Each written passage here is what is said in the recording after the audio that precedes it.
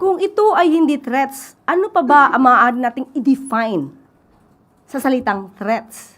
USEC Defense Counsel Mark Vinluan during the impeachment trial emphasized their position that the statements made by VP Duterte were not threats in the first place dahil ito raw po ay pagtugon lamang sa Q&A.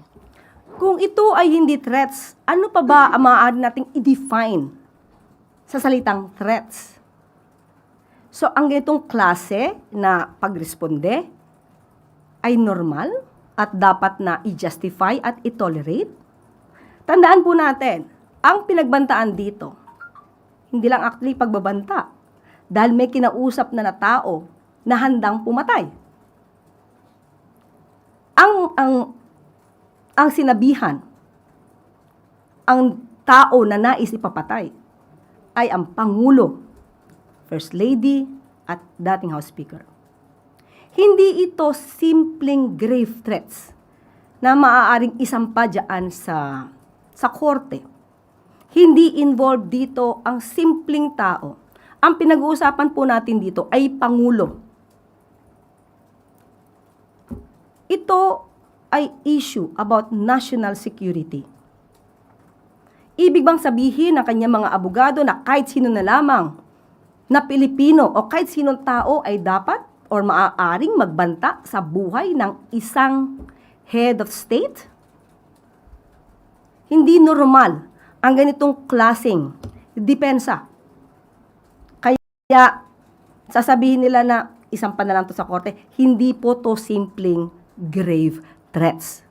Ang pinag-uusapan natin dito ay buhay ng Pangulo, buhay ng head of state ng Pilipinas.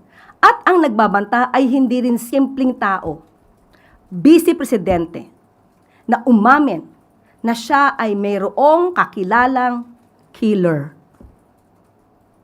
Hindi pa ba assassination plot ang pinagsasabi ng Vice Presidente noon? Kung hindi, ano yun? Wala siyang binanggit. Sinabi lang paulit-ulit na assassination plot. So kung hindi ito assassination plot at walang pagbabanta sa buhay, ano ang ginawa ng Vice Presidente?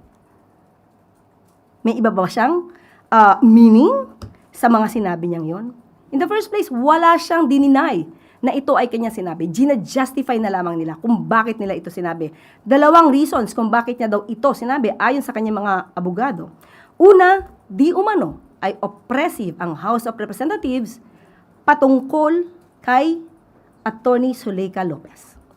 Pangalawa, dahil di umanong may grave threats. So itong mga justifiable reasons na to, since sila ang nag-bring up, sila ang dapat magpatunay kung totoo ito.